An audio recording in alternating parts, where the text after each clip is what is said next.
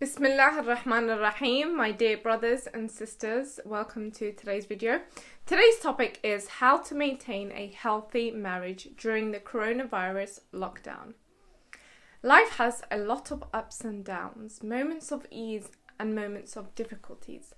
A successful marriage is able to navigate through the waves of life and remain strong and successful. You see, now life has presented to us a challenge that not even the older generation of the community have experienced: a total lockdown and self-isolation in the homes. Reports have already suggested that domestic problems are on the rise as the tension at home escalates. And many are wondering, just how do we maintain a happy marriage during the coronavirus lockdown? So if you are interested, keep on watching.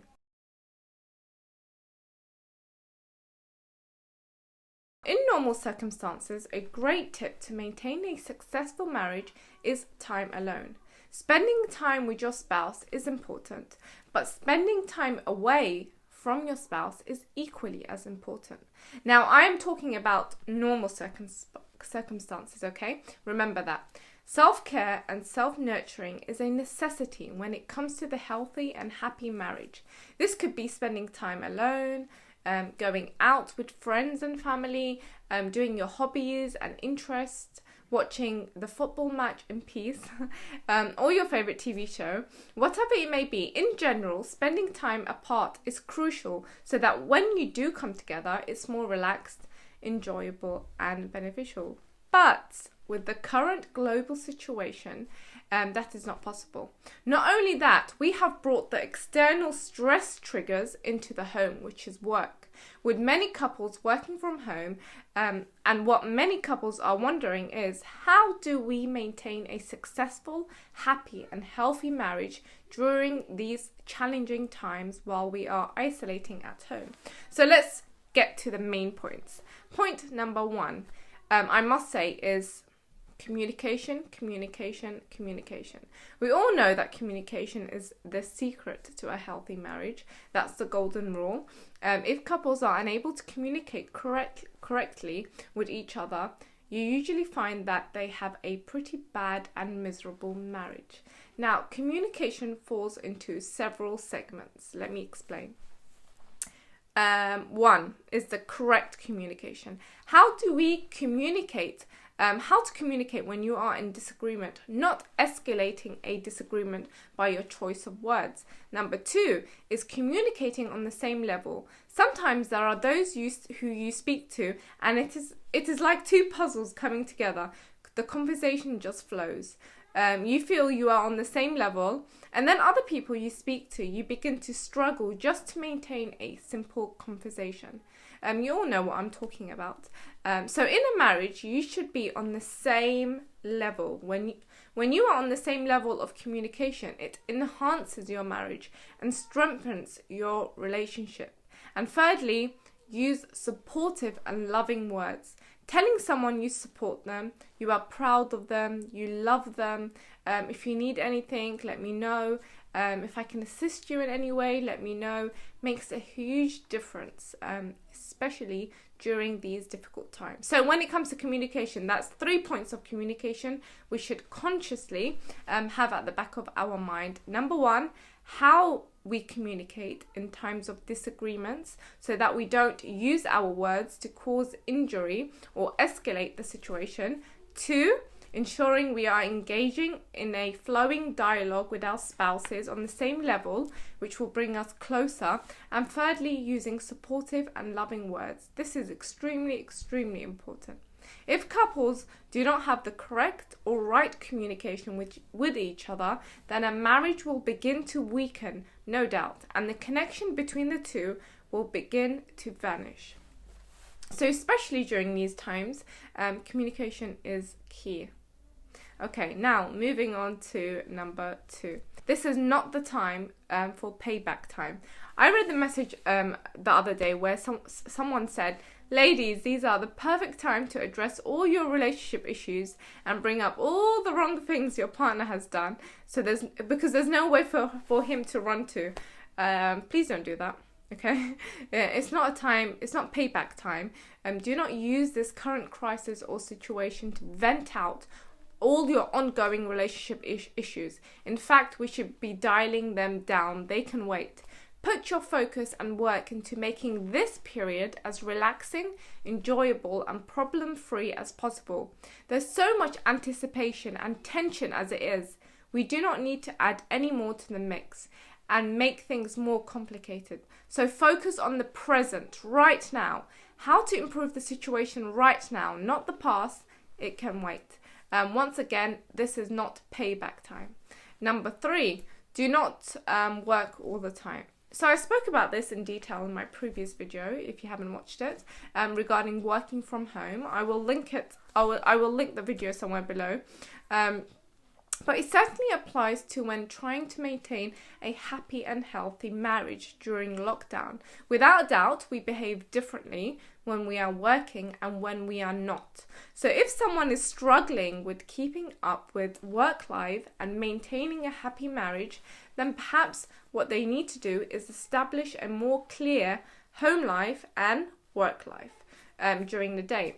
Like I said previously, for many, the two have begun to merge, and it becomes extremely invasive to one's private life. We should usually associate usually associate tension and stress with work and home life with ease and comfort. Psychologically, our minds know when to switch off when we have that distinction.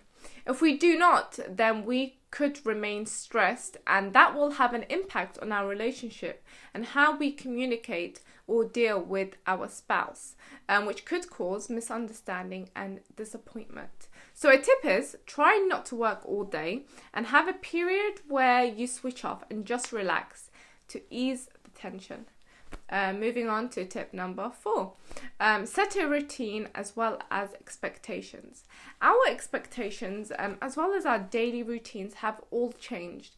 With the children at home, nowhere to go to unwind and relax, couples working from home, we need to reset our routines as well as our expectations. We already know that children thrive on routine, but it could also be helpful for adults too. What we need to do is we need to set a time when kids will do homeschool work, and you know that time they will be occupied. This time we have food as a family, where we are able to switch off, look at each other and speak.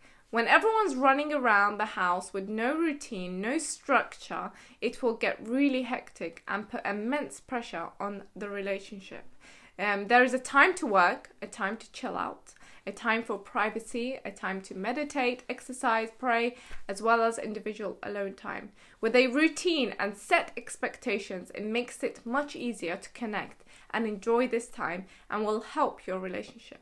Tip number 5. Take a break from your phones. You know, during this coronavirus lockdown, what I have noticed is we have turned to social media and technology like never before. You see all the mums on WhatsApp, everyone's on their phones now more than ever before, and for many people it is what is getting them through the day. But we also need to switch off the phone to reconnect with the people that are actually here with us. I will tell you something, there are some couples who live under the same roof but they don't actually live with each other. Each person is completely in a different world, mentally, emotionally, physically. So take a conscious decision to switch off your phone, even if it's for a short period of time. Perhaps when the kids have gone to bed, if you have children. Put your mobiles on aeroplane mode and reconnect and spend time with your partner. Uninterrupted time. It will make a huge difference. Tip number 6, be spontaneous. Surprise your spouse, make them breakfast before they wake up.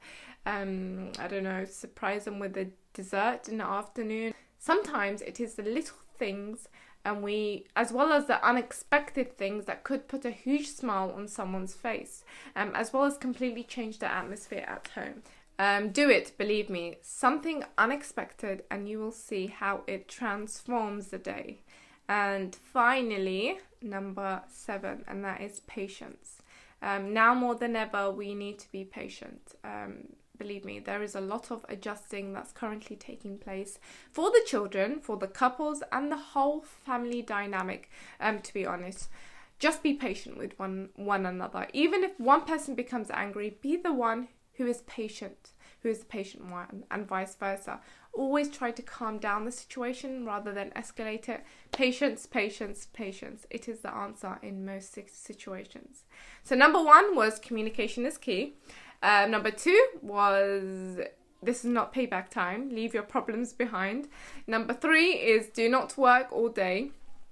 Take a break. Number 4, set a routine as well as clear expectations. Number 5, take a break from your phones and spend time together. Number 6, be spontaneous. And finally, number 7, patience is key. These are just some tips of the tips I would say is key to maintaining a healthy relationship during lockdown. Of course, there are some other points too. Just a disclaimer before I end off, I always say this.